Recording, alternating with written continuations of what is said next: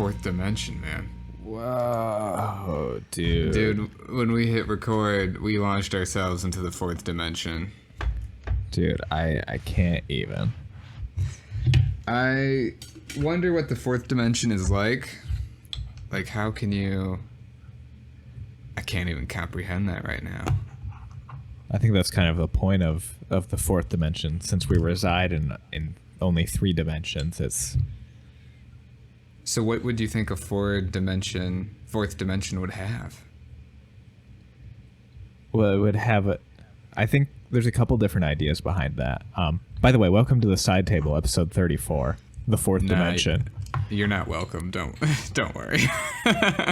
You just dropped in on a conversation we were having. You're creepy. That is creepy. What I'm saying. You're fucking Back off. creepy. Yeah. Thank you. Like, get away from the window. I see you. I see you, Chad. Just creeping up. Yeah, fucking peeking through the window right now, dropping in our conversation. We're just sitting across a desk. Ugh. Chit-chat with each other. Ridiculous. I can't handle this. Can't handle it. So yeah, there's a couple of things on like a fourth dimension. All right. In our standard 3 dimensions, you have like an x-axis, a y-axis, and a z-axis, right? Uh-huh. Okay. So like if you're in a 2-dimensional, you just have an x and a y-axis. You don't have that depth. You don't have the z. So what's the... I guess what would be the what's an easier representation of that for someone to comprehend? So like you're drawing on a piece of paper, and you draw a triangle. It just has those 3 sides, right? Uh-huh. There's no like depth to it. It's not a pyramid. Oh. But when you step into the 3rd dimension, that triangle could potentially become a pyramid. Because it still has that same shape, but it's, it has that depth, that Z dimension. Okay.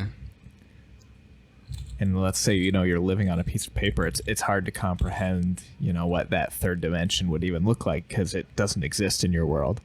Uh-huh. So there's the idea that the 4th dimension is some other, like, form of axis like that we just can't comprehend. And oh my gosh. And then some people are like, well, the 4th dimension is time, so you can somehow transcend time within the physical space. Yeah, all sorts of weird stuff. That is fascinating. Going off that real quick, I've decided to change up the format of the podcast starting next week. Oh, I thought you meant starting today, and we would start by insulting our audience for creeping on us. Oh, I mean, no, that's just a general thing. You shouldn't do that to a person, creep on them. Trust me, I've been listening to a lot of true crime lately, and if you're a creep, no way. You're going to end up on a true crime podcast. Yeah, and not in a good way, let me tell you that. But next week, I have something special planned. But how I would like to do the podcast now, God damn it, all these pens are flying, ouch, all these pens are flying out at me, is we're going to try to be topic-centric a little bit. Okay. So choose a topic, do a little research on it, then bring it to the podcast, and we just discuss it. So you want this to be like a real podcast? Is that what they do? I think so. I've never listened to real podcasts except this true crime one. I've only listened to people interviewing other people, or the other one was the Super Mega Cast, which was just exactly what we've been doing for 35 episodes. Yeah, a lot of what I've listened to has been a bit of what we're doing with the occasional, like, here's some news from the week that we're going to discuss. Okay. Yeah. But I enjoy the format of, like, hanging out with a couple of people just bullshitting. Same. And that's what it'll probably be like for the most part. It's not going to be super, educational. No. This is going to be the rival to CNN and Fox. This is all right. You've heard it here first. We will have equally good vetting of our sources. Uh-huh. Mm-hmm. Mm-hmm. Real research and journalism. But it could be anything, and then we just, react and talk about it. It's not going to be science specific, something like that. It'll be, I want to learn about why garden gnomes are a thing, and then I'll just look up some notes, and then we'll talk about it for a bit, and then go off topic, and then that's the episode. Yep, it'll be a 5-minute topic that will turn into a 50-minute episode. That sounds about right. If I can push it to 20, which next week I know I'll be able to, but with other things, it'll be amazing. But I just wanted to mention that. The other thing, going off the fourth dimension. So what if you like cut out, like you drew the pyramid, okay? Okay. And then you like you drew the triangle, sorry, and then you like on the piece of paper, and then you went into the triangle. And when you went into the I guess that would be an entrance, and that would still be 3-dimensional. Fuck. Right? As soon as you get any sort of depth like that, you're automatically in like the 3rd dimension. So the 4th dimension, why would they suggest time? Just because that's something we can't really quantify? I guess just because it's something that is pretty linear in our 3 dimensions, and to kind of circumvent that could potentially be a 4th dimension in the same way, like 3 dimensions circumvent the restrictions of that 2-dimensional triangle. I don't know. I don't know anything about this stuff. Oh, that's... I guess I should have led with that. I don't know shit. He's lying. Side note, I have just a couple things to talk about because I just saw this article. The most expensive Pokemon card was just sold. Ooh, I think I saw this. They don't even give a date. This was several weeks ago. Oh, really? Oh, it just came up in my Google feed. But it was the ultra rare Pokemon Illustrator card, which was given to winners of a comic contest held in Japan in 1997 and 1998. There were 39 of these cards awarded, but only 10 still exist. And it was sold for, Joshua, you can take 3 guesses. I believe it was like $100,000. No. Would you like me to tell you if you were hot or colder? Yes. You are cold. I'm cold on that.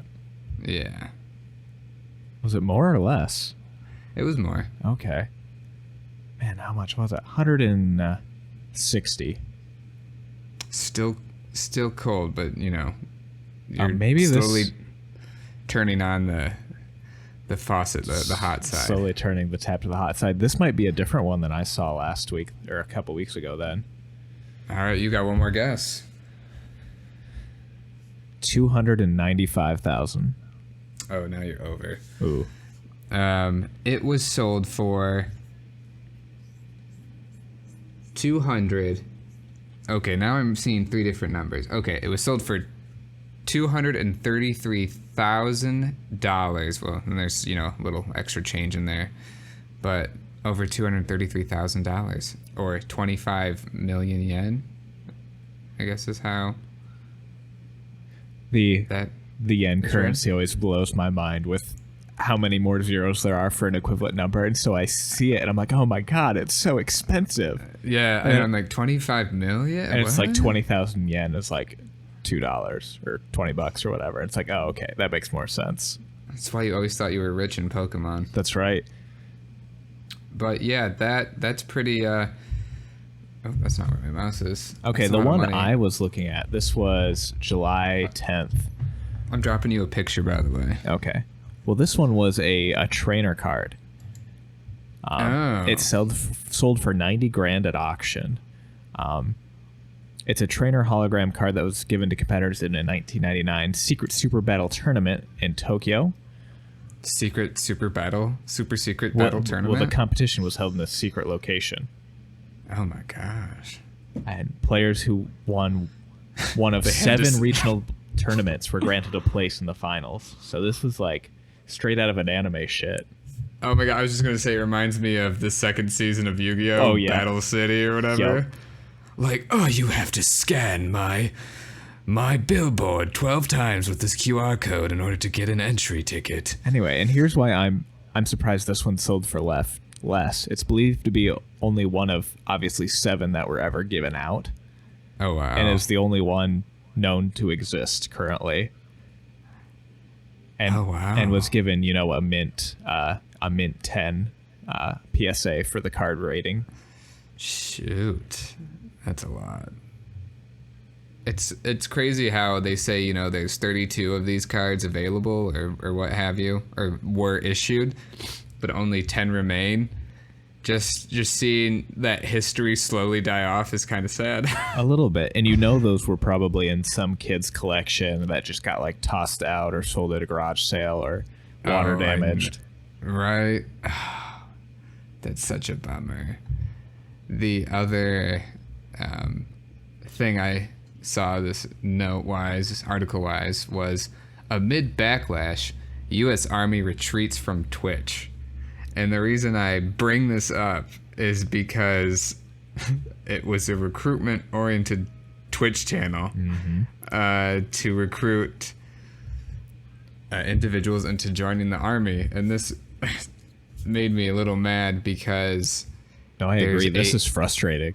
Yeah, and I just saw this article, or else I would have done more research on it, because seeing the stats of this from what I'm about to say is just mind-boggling.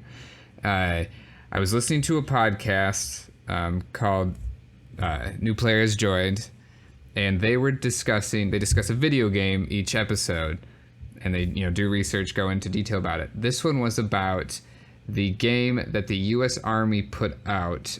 I don't know the game, because again, just saw this. And what it was given out to, I think, at recruiters, like through distributors, everything. And it basically was this like multiplayer, single player game, like Call of Duty game, showing, that doing this, like killing these people, doing this is fun, it's cool, come join the Army. And you start playing the game by actually signing up, not like in the Army, but signing up for information from the Army, so they can just spam you about it. And at the end of the game, you're doing like all these tactical things, throughout the game. Apparently it was, from a game standpoint, pretty well designed. And so you're doing all this stuff and you're being rewarded slowly over time for progressing through all these stories and that. And then at the end, they're like, if you had fun doing this or blah, blah, blah, join the U.S. Army. And the fact that the U.S. Army is pumping, the fact that the Army, is pumping money into this, into that game and now this Twitch channel to recruit people just because they're interested in something, to like practically, like, what if a kid was watching this, accidentally played this game, and essentially brainwashed, like their mind completely flipped into thinking this is the Army, then they go and join the Army, and it's not it's not with this game. And there was more to that episode. I don't remember. I'd have to do more research, but it went into the stats of like how much money we blow on the Army just to make weapons, and how much that could have been used to. There's so much into it that I don't remember. But I just remember leaving that episode just totally enraged by it. And then I saw this, and it... yeah, and one of the big reasons they got banned from Twitch is they would hold giveaways. And it'd be like, follow this link, and we're going to give away some like video game systems or whatever. Except there was no giveaway, and it was just a redirect to the Army recruitment page to sign up. Yep, that's what it was. Then the same thing in the game. Yep. Mm-hmm. It was essentially spam. Yeah. By our government, and that it just makes me so mad that it seems like we're just being farmed, and that's awful. 'Cause just like, oh man, I didn't want this episode to go this way, but now I'm just thinking about our government and how it's just rooted in evil. It's awful. Really bums me out, man. Well, a lot of people have covered that a lot better than us, so we'll step away from that. So we'll step away by... I have a story. Of a copyright. This story is about The Last of Us Part 2. No. starring not the three key actors who did a phenomenal job, but starring Patrick King. Our story begins, I should say, this story in particular, begins on Thursday of last week. That would be July 16th.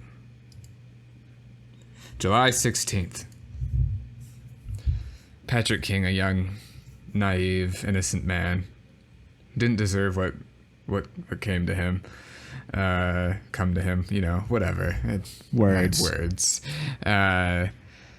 Sitting and gets to a part, and he feels it in his gut that he is hours, as in a couple hours away from the end of this phenomenal ride, this incredible journey. It's also 11 o'clock at night. It's 11 p.m. It's pretty late. He has to work the next day and then drive to Midland after work. Of course. So he decides to stop playing for the night and to resume on Sunday, because he'll have time to finish said game and be able to enjoy it without feeling shitty the next day, yada yada.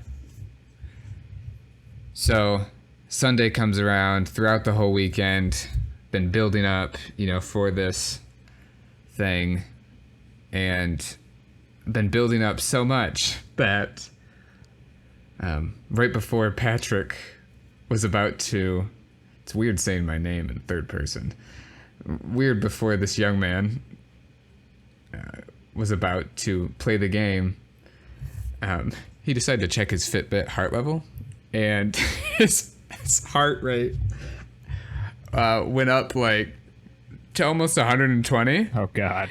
Hey, dude, like he was extremely nervous and anxious to play this game because this game has affected him a great deal. And I play the game, and I'm now talking in first person for dramatic effect. I play this game. I play this game for, it's approaching the 3 or 4 hour mark, and I'm just thinking, I would say 2 or 3 hours.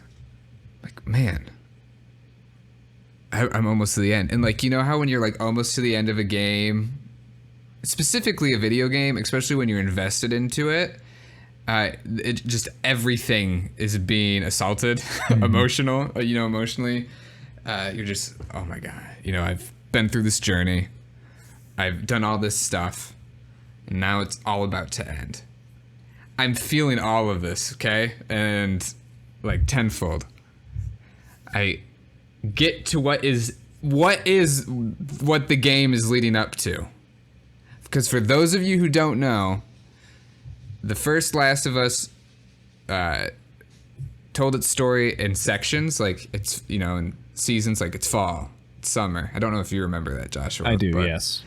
But that's what it did. So this one did, its own thing, and then it did Seattle Day. Oh, spoiler alert! Spoiler alert for Last of Us 2. Like day one, and then it divided in 3 days. Okay. Mm-hmm. And it's all because character C did something to character B, and character A was mad about it. So you follow character A through these 3 days. You get to this part where you're like, this is happening. This is going down. Oh shit. Cuts to black. And I'm just thinking, what? What's going on? Time rewinds to where right before the story started on day one. And I am playing as character C. And I keep playing. I'm like, okay, maybe they're just doing something where I, come to love character C, so it makes me feel more things. Mm-hmm. When it cuts back, in a couple hours to character A. No, I am still playing as character C. They did a gold and silver on me, man. They have a second full game. I'm playing through the same amount of game time as character C for each day. So now when I get to that penultimate moment, I believe penultimate means 7, so I fucked that up. But the ultimate moment of this game, I do not know what I'll do. I think I might throw up, honestly, because of what, because you go through character C, like you would get attached, and it's just, it's a lot. They shanghaied me again. Fuckers, like oh my God. Because I was sitting there just like, there's no way. And I'm still playing it, and then I didn't get to, day 2 till fucking late Monday morning, Monday night. Mm-hmm. And now I'm in day. Oh my God, just like, damn. Like they did a whole gold and silver. And when I played Gold and Silver for the first time, I didn't realize that was happening. That was my first Pokemon game, so I always thought Pokemon was like this. And then when I got to Ruby and Sapphire, I was very disappointed. Right. and experiencing, now knowing what that should have felt like, and now knowing what it is, experiencing it right now is just, oh my God, it's just mind-blowing. The fact, especially like a AAA title, it put in, like, it didn't switch gears until probably 27 hours into the game. Dang. So 27 hours into the game, that's probably like 3/5 of the time, because there's a chunk that wasn't counting character A's travel through those 3 days. There's a whole beginning intro section. But I think it's safe to say that I am probably like 70% through the game, when I thought I was 90%. in the running. So when I was like sending you like, yo, I'm about to play Elder Scrolls, blah, blah, blah, I was just you were lying. I was like, oh, I'm stupid. But yeah, I just can't believe that happened. And it was, dude, that's the second time the game's done that to you. It is. And I feel that if I looked stuff up prior to launch or watched things, I don't think I would have, would be this affected by it. Right, you probably would have maybe seen that coming, or... Yeah, and it is, it's going to be such an interesting story because of why character A is doing what they're doing. And you're watching, you're just seeing all this like, it's not a video game, it's an experience that you're doing. And I honestly can say this is going to be one of those games that's going to be like not Breath of the Wild, like Ocarina of Time, that people are like, okay, list, top whatever games, or like what defined game, what have you. That's going to be right there. This is going to be up there, and like, I guarantee it. And it is awesome to experience it while it's going on, because people in the future won't have had all that build up to this, the second part. Will have like easy access to like all these Let's Plays, all this stuff, to where they can get all that spoiled for you. And I'm just really glad that I'm a part of it right now. But I also bring it up not because I want the game to be over. I would like this game to go on forever, but we don't want that. Right. I have so much time, and like, this is taking up like the free time that I do have to do other things, because I'm like, while I'm doing these other things, I'm like, but I could be finishing this game. Like, it still is lingering in the back of my mind, Mm-hmm. It's totally consuming me, and I have no idea what I'm going to do once I finish it. I honestly don't know.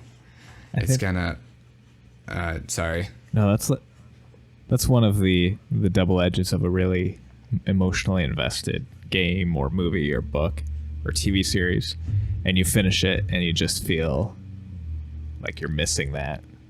Oh yeah.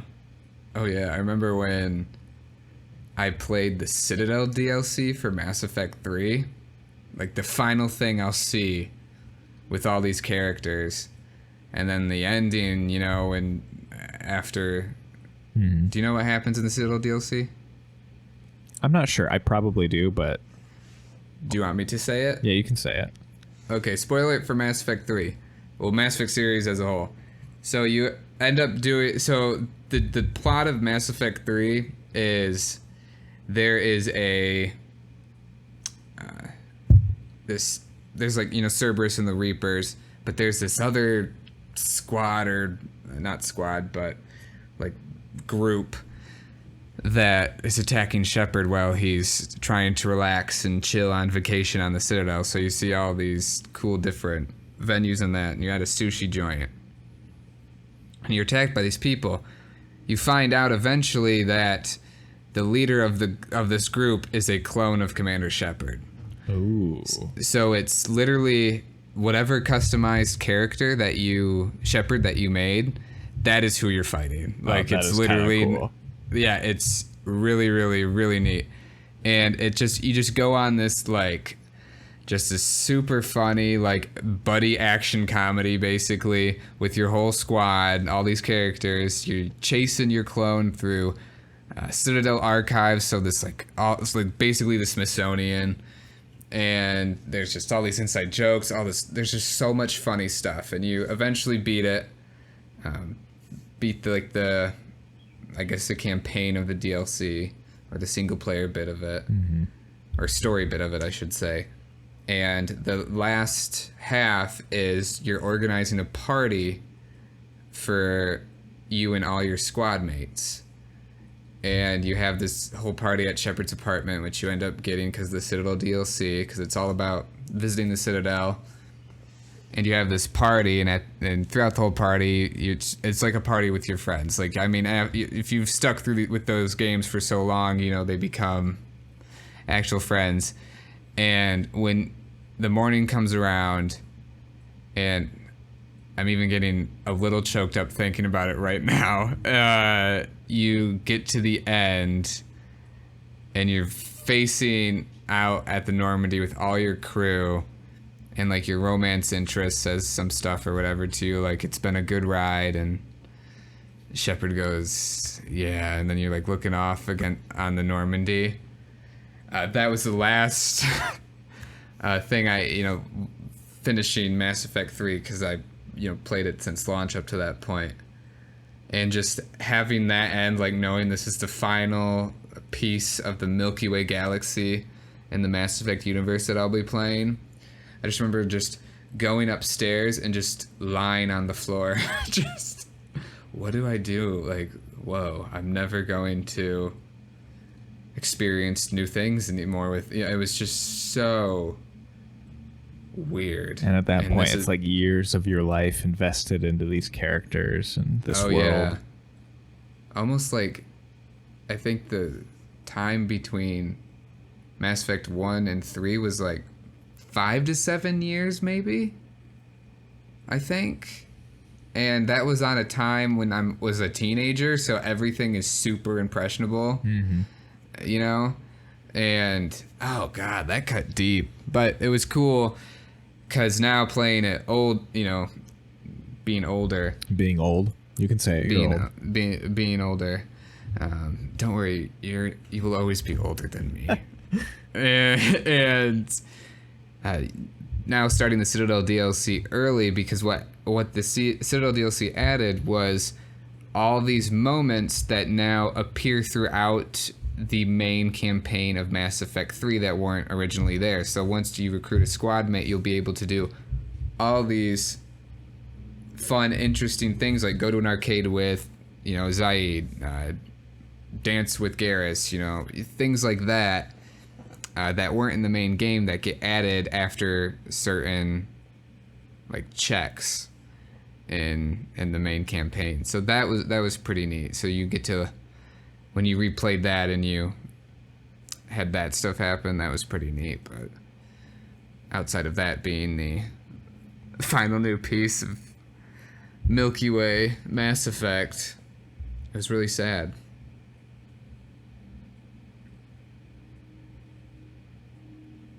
Are you still there? No, I left. Oh, don't do that stuff to me. I've been listening to true crime, man. My imagination is gone I was mysteriously murdered while we were speaking. up the wazoo. I was listening to one before we started about a haunted house. Ugh. Yeah, and so I stopped listening to that one. I'm not dealing with supernatural shit. I don't believe in it, but some part of me does. At the same time, like, this shit's creepy. It's not something that bothers me anymore, but especially as a kid, it's reading or watching things like that and then being in a dark room alone, it was just like, oh, imagination's gonna go run wild now. Yeah, it's awful, and my imagination is never toned down. I was listening to an earlier episode. I've been listening. This will be my recommendation at the end of the podcast, but the podcast Morbid. It's a true crime podcast with these two hosts that do a phenomenal job. And during lunch today, I was finishing, well, in the middle of a 3-part episode of John Wayne Gacy. Have you ever heard of this man? Yeah. I think I had heard of him prior, but I didn't really know much about him. But that dude was fucked up. He was like evil incarnate. Like, he was disgusting. And I'm listening to a part where they're describing what, how he lured one of his victims in and did stuff.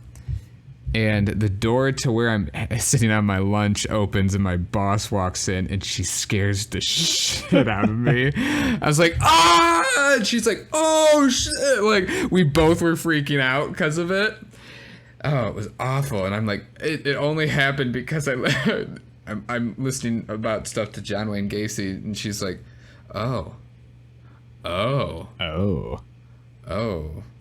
bye. And, Yeah, I'm leaving. yeah, and it left. But yeah, my imagination is awful sometimes. It's nuts. Other than that, how have you been, Joshua? Not too bad. I still haven't found a something to keep my time, but I've been playing a little bit more Elder Scrolls recently. Right on. And then this coming weekend, actually, we're gonna go camping. So I've got Monday and Tuesday off. That's gonna be nice. Yeah, it'll be nice for a couple days of just kind of hanging out and relaxing. Hopefully. That's what I thought, like, mine in the UP was gonna be like. It wasn't that relaxing, to be honest. Yeah, we'll see. I always, like, I'm also an overthinker, so I thought I was gonna, like, do a lot of stuff up there, but in reality I should have just went in with, I'm just going to check out and just chill. Right.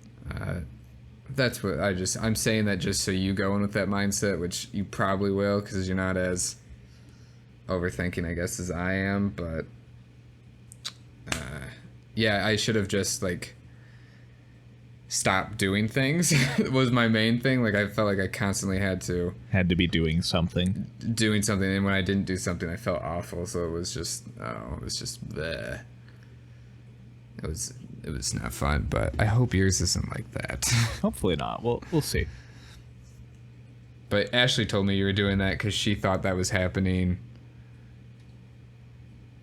She was saying that she had, like, this whole week off, and I'm like, whoa, dang. And then she's like, oh, wait, hold on, I'm lying. And that's how I found out about that. But that sounds like it'll be fun. I want to go camping because I think that would really appeal to me now that I'm older. Yeah, I wish it was a little bit more remote camping. Oh, yeah. I mean, you still have a little space between you and the nearby camping sites, and you get, the benefit of electricity and, like, a shower nearby. Uh-huh. But I'd rather do it just away from everything. It would be so nice. I'd still only want to do it for a couple days, but yeah, it'd be a lot nicer. I think, like, do you ever not want to be around technology or current things? I can be, especially current events, I can be without for a time. Obviously, it's important to be aware of what's going on, but I need a break from it on occasion. Right. I always think just, what would happen if I just stopped doing everything that, you know, I've been doing? Like with technology, just stop using it or do things. I think for a lot of things it would be pretty simple to just put down. Right. Obviously there'd be things for work and stuff that you'd still need to have, but just, yeah, I could live with, you know, just dropping a lot of it and finding other things to do. What if you just went completely off the map? I don't think I could do that, just because I have people like you who don't live anywhere near me, so I at least need a cell phone to text and chat and stuff. Oh, that's fair. We don't have to be friends. I mean, if it's a very rude way to tell me you don't want to be friends, but I see how it is. Yeah, so that's the end of the side table forever. I hope you enjoyed listening. Have you been watching any shows? No, I haven't. Have you watched an interesting YouTube video? I haven't. Well, let me check. I haven't watched a ton of YouTube recently. And the things that I have watched are generally not that interesting. Like, I watched a review on like a cheap microphone and some things on like cooking, and that's been about my my YouTube watching recently. Oh my god, I think you're boring. Yeah, I could have told you that. I'm pretty sure I've said those words before. Just like we did last week. What was the... Oh, this is not my correct account. What was the... Okay, pick a number 1 through 25. 17. Okay.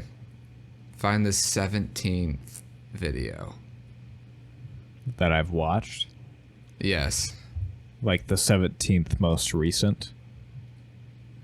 Yeah, if you went to your history section. There it is. There's 1, 2, 3, 4, 5, 6, 7, 8, 9, 10. I got mine. And it's a good one. I really enjoyed this video. Oh.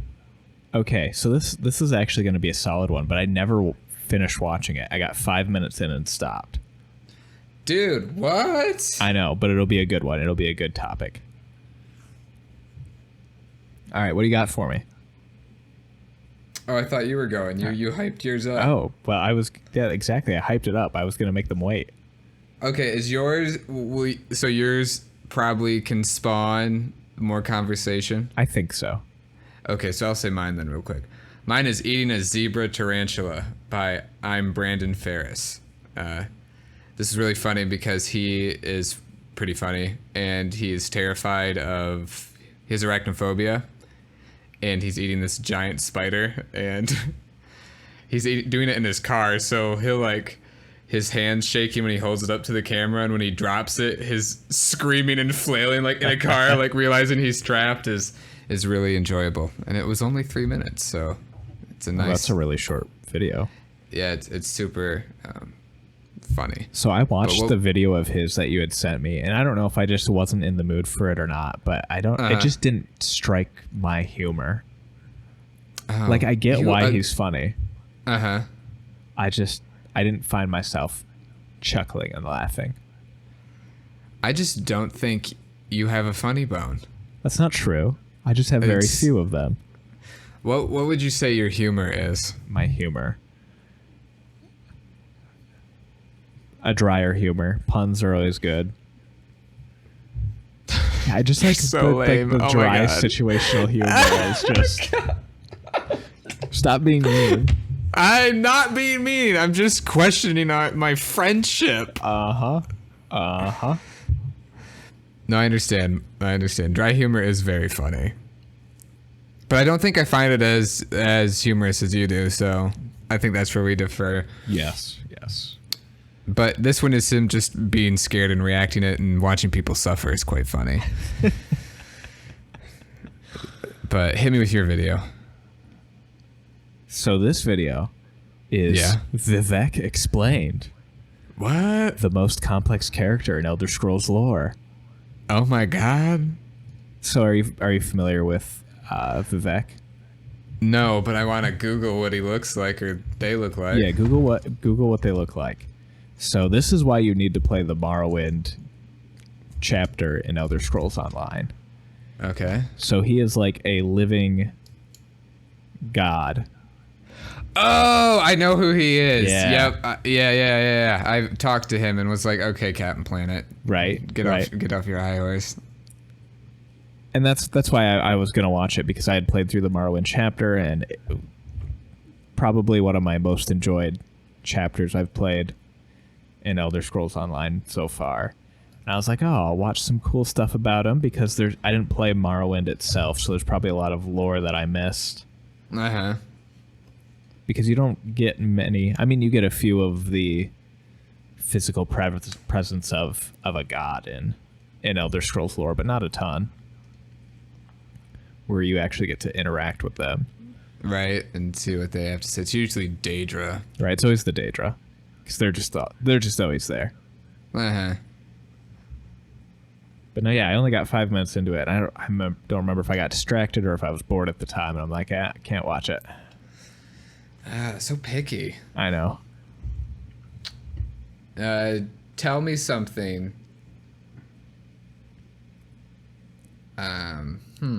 What was the most recent thing that made you happy?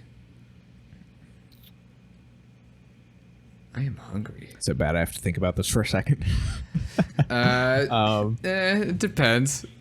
Current climate has made me unhappy as well. Most recent thing that made me happy. Are we talking like elated happy, or just like, that was pretty nice? Like it was genuine happiness. Ah, shit, I'm pulling my hair out. Ah, fuck. Man, I don't know. What have I been up to lately? Didn't make me happy, but I mowed the backyard yesterday. I can't. I'm That's setting you what up you with wanted, these right? questions. I'm setting you up with these questions, and I am sorry about it. Yeah, you are. You're setting me up for failure. I'm not doing it on purpose. I'm just thinking of genuine conversation. Oh, I don't think I told you this yet. Oh my god. On Friday, I got a chance to actually like go out with a couple of coworkers. Oh my god, you socialized? What socialized. was it like? No, it's solid. Like we all get along, and we're not like I mean, I probably still fall under like a bit of the stereotypical like nerd who's not social, but like we all get along and can chat and socialize. So a couple of us grabbed food and beer on Friday after work, and that was fun. Where'd you go? There is a brewery and restaurant not 10 minutes from work. It's called Railtown, I think. Ooh. And I think I might have actually have heard about this. Well, they've got some pretty decent beer that they have there. The ones I had a Mexican lager that they had, because it's hot summer, and that's always solid. And then I had a maple porter, which was delicious. Oh, really? I think I've had one of those recently as well. I think that was probably like the most fun I've had recently, just because it's a chance to not be at home. Oh yeah. And obviously still, like social distancing and wearing masks while we're out, and, not physically consuming food, but it was still fun to be out. Were you able to take off your mask when you were seated? Like when we were eating and stuff, but if I wasn't eating, I put it back on. Okay. I always thought that was weird that restaurants are doing that. It felt a little weird. Defeats the purpose, but... Right, a little bit. It's like, okay. Well, yeah, but whatever. But I'm glad you did that. That sounds fun. How long were you there for? Let's see. I got out a little after 4. We were there for like 2.5 hours. Dang, and you drove back home? That's commitment. Yeah, I didn't get home till like 8. Holy moly. I wouldn't have had like 2 beers if we hadn't been there for so long. For so long. Yeah. Well, that's good that you did that, because I don't know if I've ever done that with coworkers. This has been kind of like the first time I've worked with people that I would have a beer with. Yeah, that I would have something in common with, or they're like just like seem like generally chill people to chat with. Oh, right on. I think I've only done that with oh no, I guess I'd I've say done that Abe with, would count under there. Yeah, I was gonna say Abe, and then I was thinking that I've done like Abe, and then You've done Abe? I've done Abe. Confirmed. It's the title of this episode. Done Abe. No, he that was a cool relationship, because I remember, like, as much as I disliked being at the credit union, it did give me a lot of good things, and Abe was definitely up there as one of the top Good things to come out of that. Good things to come out of that, because we're actually friends now, so that's pretty cool. I mean, I'm still friends with at least a couple of the people there, but unfortunately, at my current place of work, I don't have coworkers who are super nerdy like I am. Right. But I do have some awesome coworkers that I would definitely hang out with. But one coworker, we bonded over lunch. Her name is Jackie. We were talking about true crime over while we were eating lunch together. She's like the co-teacher in my room. Mm-hmm. And that was pretty cool. We were bonding while we were listening to a podcast as well about murder, and I was like, this is cool. So that's an odd thing to bond over, but I get it. A lot of people are into the true crime thing. Oh, I get. Well, I wouldn't say it's odd. I mean, everyone is fascinated by it. Like, your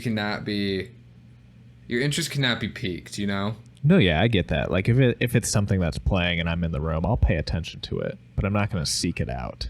There's, like, just some fucked up shit in the world that people do. And that's exactly why I'm not going to seek it out, because it's just too dark and heavy. Well, only real men do. That's right. How are you feeling about this Pokemon battle? I'm feeling pretty poor. I made my team while we were talking just now. Oh my god, I hate you. If you win, you know how mad I'm going to be. I'm going to be so mad. You probably spent hours yesterday making this team. I did. While we were talking, I'm like, oh my god, we are both like prepping as much. We're, watching this video to give us information or whatever. And then when you said you didn't make your team, I was like, this son of a bitch. I straight up told you I wasn't going to be able to watch that whole video. No, I didn't. Like, I just sent it as like a resource. Uh-huh. I didn't intend for you to actually watch it, because it was an hour and a half. But I assumed that you were having it at least on in the background while you were like fiddling with stuff. Now, this man sends me an hour and a half long video about Pokemon tier changes, and we haven't played competitive Pokemon in years. And he's like, "Yeah, let's play tomorrow after we podcast." I'm like, "Sure." I gave you more time than that. You gave me like a day and a half. I gave him more time. He's lying. and I wasted it all procrastinating, but that's besides the point. Uh-huh. But yeah, no, the video, I just found it because I was, I just didn't know who was, like, what to use, or, like, what was viable in the current meta. I don't even think I have any viable. I have some weird stuff going on, because... Just play the Ash card. Play with your favorites. No, because then I would definitely lose. Get some Pidgeotos and some Butterfrees, and you'll be set. It would be, I guess I could win if I played with my favorites. It would be Bulbasaur, Mewtwo, Salamence, Sableye. I really can't think of 2 others. Maybe I would lose. I mean, you've got a couple hard hitters in there. Bulbasaur's pretty useless, though. Says your face.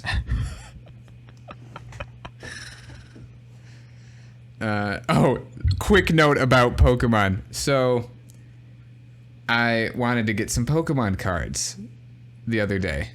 So Sarah and I go and get some Pokemon cards and some Starbucks because we went to Target, or as us in Ann Arbor call it, Target. Okay. And we got our packs. And if those of you who don't want to hear what I'm about to say about how Pokemon packs are handled or any hints on like how you know what is rare or whatnot, jump like a minute real quick. Like 30 seconds. So when you open the pack, there's a code to redeem it for a pack on the Pokemon Online. And if it's a white background, that means you are getting something good. Oh, that's the other one that's trash. If it's green, that means you're getting trash. And Sarah and I don't like looking at them because it's the first thing you see. If you see it, it spoils the whole pack, basically, if it's not white. So we get rid of it. I accidentally saw Sarah's, and it was white. So she was getting something good. And I'm flipping through my card, and I noticed the shiny edges on the last card, because you do the whole top 4 on the pack, go to the front, blah, blah. And I get to it, and it's like a secret rare Cinder Bunny, or whatever the evolution is of the bunny. The one that looks like Flamelgemon from Digimon. Sure. And I'm like, oh my God, Sarah, look at this. And Sarah is scrolling through hers. She gets to her, because the second to last card, if you do the whole card thing right at the beginning when you open the pack, is always a reverse holo. And then your, rarest of the pack follows. She didn't have one. She was gypped a card. Did you go to the Target service desk and be like, ma'am, I'm missing a card? No, but I think Sarah might have if I wasn't there. We did do it in the parking lot of our apartment complex, so she would have to drive 3 minutes. But no, she did not. Good.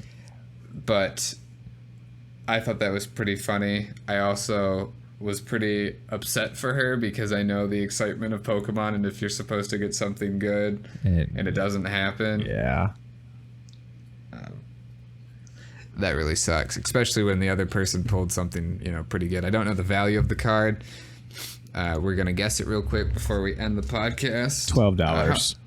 $12? That's actually a pretty good guess. I'm going to say probably like 7 to 10. Secret rare. What is his name? Cinder Bunny? I have no idea. Cinder Flamelgemon. The Fire Bunny Pokemon. Cinder Bunny. That's probably how the Pokedex would describe it. Cinder Bunny, the Fire Bunny Pokedex Pokemon. The first video to come up is Digimon card game. And I'm like, oh. You nailed it.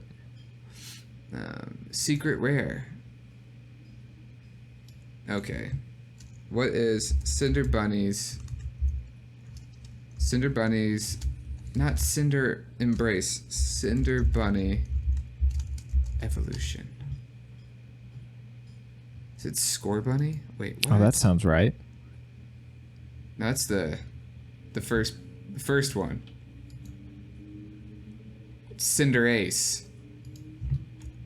Okay, secret rare of Cinder Ace. Oh my God, the second stage though is a Ninja Bunny. That's pretty cool.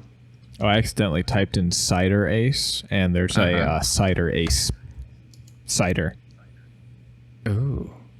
Not a sponsor. Is it rated well? I can't. I don't see any ratings. Okay. It's not a VMAX. No, it's not the VMAX. I just clicked on that one. It's Cinder Ace. I think just straight up V. Let's see. Oh, that's the VMAX one again. For reference, though, the VMAX was selling at one point for $15 on eBay. Ooh. Maybe it's ultra rare? Holo rare. Nope, that's not it. Cinderace V. Ultra rare. Rebel Clash is the expansion it's from.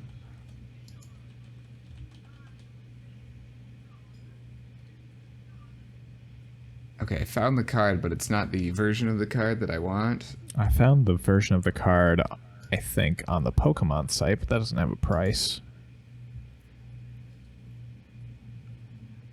Oh, this looks like... Well, this one's not hollow. But it's the one where it looks like he's kind of lounging in midair. Oh, like lunging? Lounging. Oh, lounging? Oh, no, I don't think it's that one. Oh, I found it. Oh, but it's out of stock and doesn't list a price. Dang. Who does that to someone? Is it the full art ultra rare? Yeah, it looks like that. All right. I found a couple that sold for like $7 or $8. Haha! So yeah, I think you're closer there. So thank you for listening to the side table, everyone. Recommendation for the day is Morbid Podcast. Check it out. It's on Spotify, probably other spots. Don't know, but And go buy a pack sure. of Pokemon cards. Buy a pack of Pokemon cards. And I did clean all the bird shit off my balcony. So Did you run the hose through all the way up? no, I used my hand. I didn't want it to be too distracting to the neighbors, but I did tell my dad that was our joke, and he found That's that something your dad would do. He found that very funny. But yeah, and they're gone. Fuck you, birds. Bye. I hope you have a wonderful day. That was weird. I didn't realize you were just gonna say bye. Like when you said bye, I'm like, I'm still talking. That's fine. And then it ended.